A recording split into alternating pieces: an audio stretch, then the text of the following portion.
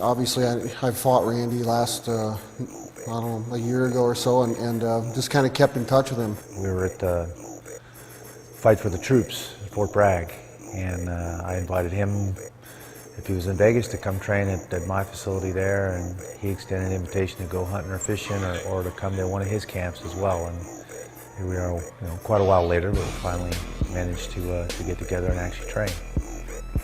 I've always had a lot of respect for Randy. I mean, he paved the highway for the wrestler in the UFC. I think what I'm looking for out of this experience is one, just to, again, gain some new perspectives, see how some of the other top fighters are training, what they're doing, see what Brock's doing.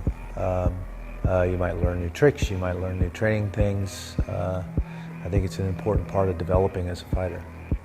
Anytime you can get some advice from an opponent that you've faced before, it's really cool to have him here. The good thing about Randy is he doesn't carry any chip on his shoulder. I mean, both of us enter the octagon as men, and we came out. There has to be a winner and a loser, and that's just the way it is. When we're all in here in Death Clutch training facility, we want to help each other, and we've got good people in here, and he's one of the boys. So it's been really great to have him here.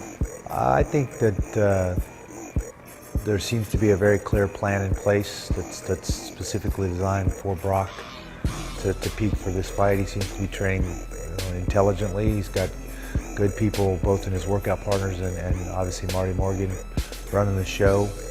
Marty and I go way back. We were both on a national team together. Obviously saw Marty wrestle in college from Minnesota, and later in my career wrestled Marty for the spot on the national team at the Nationals and in World Team Trials. Almost seems a little strange that he's not donning the gloves and fighting himself. They have a long history in his family of both boxing and wrestling, and so this sport seems ready-made for him, his brothers, and anybody in the Morgan family. You always knew if you drew a Morgan, you better strap your boots on tight because it was going to be a good match. And so I know that Brock, as I did, applied that same wrestler's brain and mindset to striking and to the jiu-jitsu and submission and all the different pieces of mixed martial arts. I think for Brock's future in fighting, he's doing all the right things. I mean, look at this facility. How many athletes make that kind of commitment to isolate themselves, bring in great trainers, great training partners, and put the time and energy and work into being a well-rounded, top-notch fighter.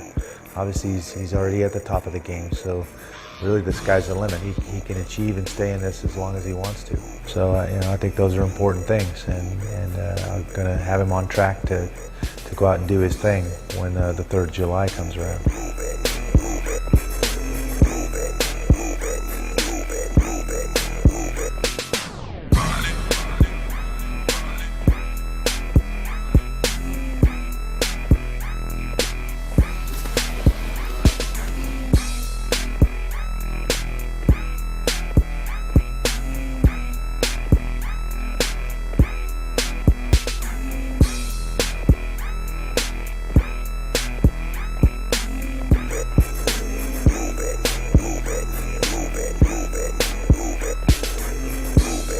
Having Randy Couture in the gym, it raises the level, not only for myself, but for my other training partners. And Randy's been around the octagon a few times, and so there's little tricks of the trade that he can pass along because he's got the experience. And he doesn't come in here and say, well, this is how you got to be an ultimate fighter, and that's just not his style. And if he can sit and watch somebody and say, well, listen, I think maybe if you tried this, it'd help you out a little better. And I got my eyes and ears wide open, and it's just a great opportunity. It's to have the Godfather come in here and to be able to train with him, and it's good for the morale of this camp. We've all got big fights coming up. I've got a great title fight coming up, and John Madsen and Chris Couture and Cole Conrad, all these other guys that train in Death Clutch Gym, we're all on the same road together, to victory, hopefully.